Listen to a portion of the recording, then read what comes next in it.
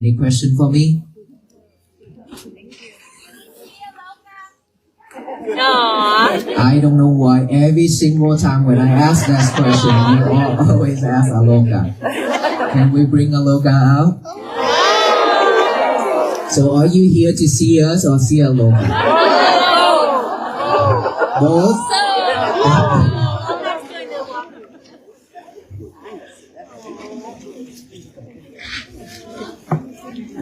Yes.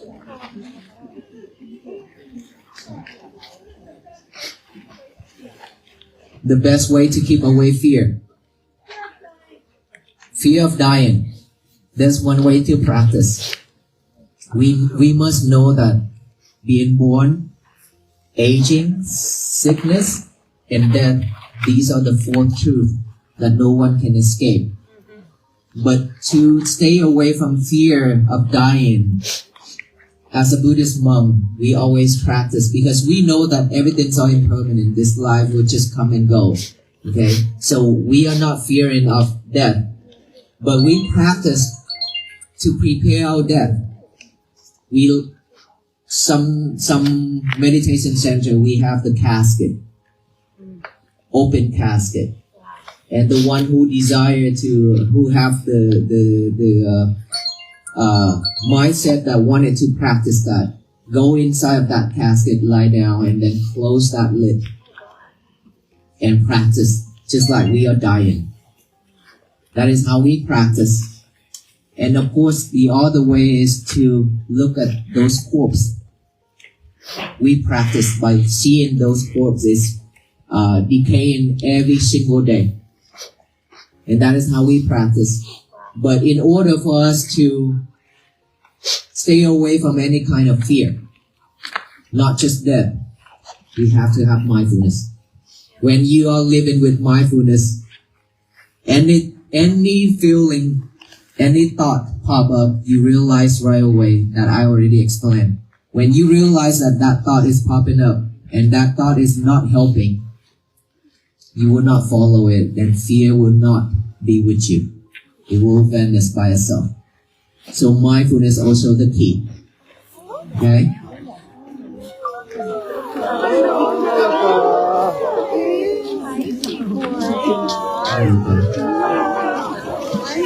Okay, this is Aloka.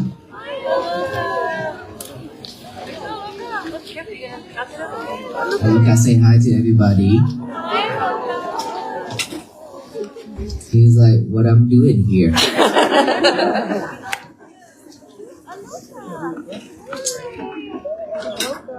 So he's still under restrictions, and so we are not allowing him to walk that much.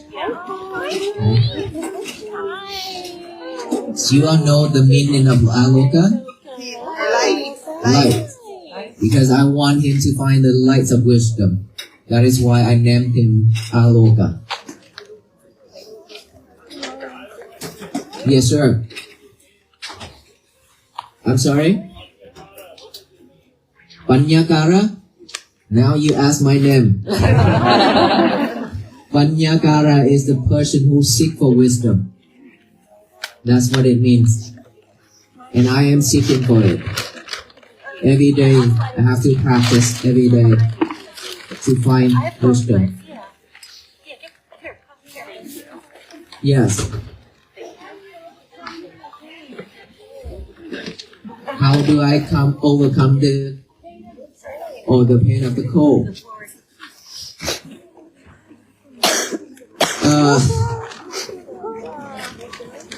Well, I think that we just continue walking in the cold, breathe in and breathe out, of course, every single time when we walk, that I already talked about. I always pay attention to my breath. And of course, it's still cold. It's not that when we do the breathing, it's not cold anymore. No, it's not like that. It's still cold. But then we know how to manage our emotions. Not to let that cold ruin our mood or anything like that. So concentration is also supporting. Okay? And of course, one of the best ways to protect us from the cold is to bundle up.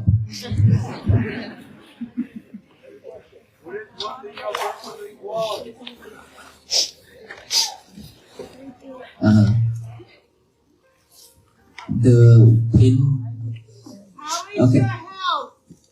Okay, I have to answer this question first. She said that the other day she gave me a Buddhist pin. I'm not wearing it, so what is the reason? Okay, now since he asked this question, I want to clarify something. I receive many pins per day. Originally, I only accept those pins from the law enforcement like police, fire department, sheriff, EMS who supported us on the walk because they are out on the road to support us on those walks. So after they escorted us to the location, they're honored to put it on and appreciate our walk and our this thing to walk, and then also means that they will continue to support this walk. So basically, it's only those law enforcement pins on my rope. And then later, somehow many people see I have a lot of pins, and everybody are trying to give me pins like real estate. They want to put it on them. They want to put their name and the realtor on my rope. All kind of businesses. I was like, okay, I am not the person who can promote every business here. A lot of things like that, right? I receive not just those pins, but of course from organization and charity and things like that. I appreciate it so much. I always receive anything that people offer.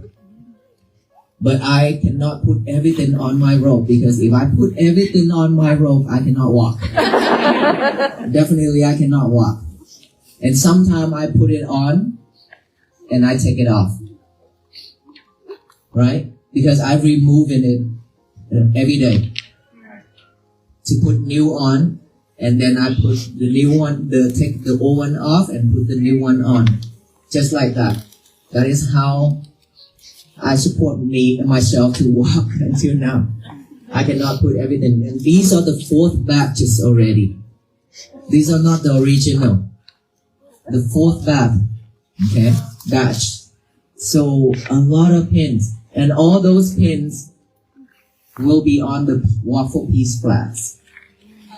But please keep in mind that I cannot put your business pins on my flag or on my rope. And give me a Buddhist pin. There's nothing wrong with it. And I did put it on, but I took it off.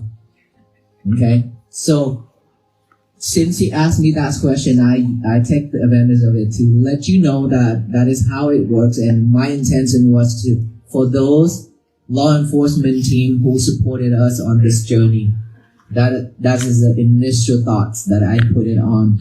So if you don't see your pins on it, please understand. Don't be sad, but I receive all those love from all of you already. Okay? Thank you so much. Okay, let me answer this question first. The healing mantra, or how to help the people who is in a critical condition. All those things that the Buddha taught, we keep it the same way and practice until now. So within our practicing, we don't have any type of prayer for the people who died already to reborn into a different realm, or any prayer to heal people by just praying like that. Okay, but there's a sutta that when we pray, when we chant, that will support the sickness people. But that person also have to understand in order for it to work. Okay?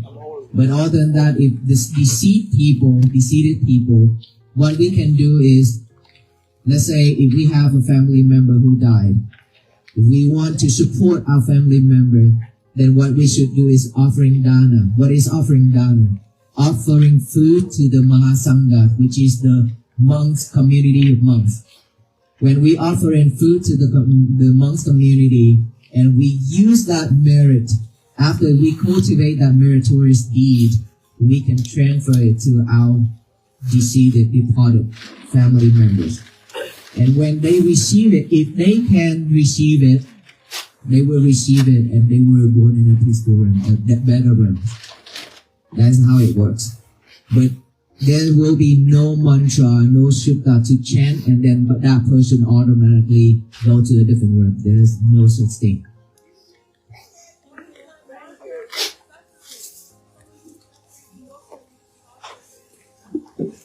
Yeah, I'm explaining. There is no mantra for suffering people to overcome it.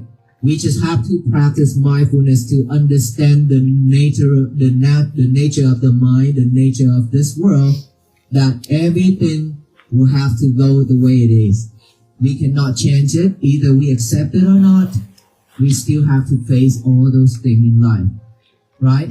If we want our life to be peaceful and happy, I already explained it. We have to practice mindfulness. Without mindfulness, we're just gonna shuffle back and forth. If you are mindful enough, you will not let all those problems, sorrow to bother you. Because when you have those sorrow mind, sorrow feelings, and if you're mindful, you know that, oh, this is hurtful, this is not gonna support me, then you will focus on your breathing instead of that sorrow feelings. Right? So all is gonna go back to the mindfulness practicing. Anything in our life, suffer or not, sorrow or not, if we have our family member pass away, I know that is a really difficult feelings for us, but we cannot live with that sorrow mind forever. We have to move on. That I always said, now that person already passed away, you cannot do anything to undo it. But there's one thing that you still need to do, which is you need to live better. You need to live a better life, and you need to live for that person. Carry on that person's goal or vow that they have not been able to fulfill it. Now you have to do it. You live for yourself, and you live for that person. That is how you love them. But you cannot live in sorrow. Because living in sorrow, that is suffering. And that is why we are walking for peace, to show you the key to get out of all those things, to live in peace. Okay?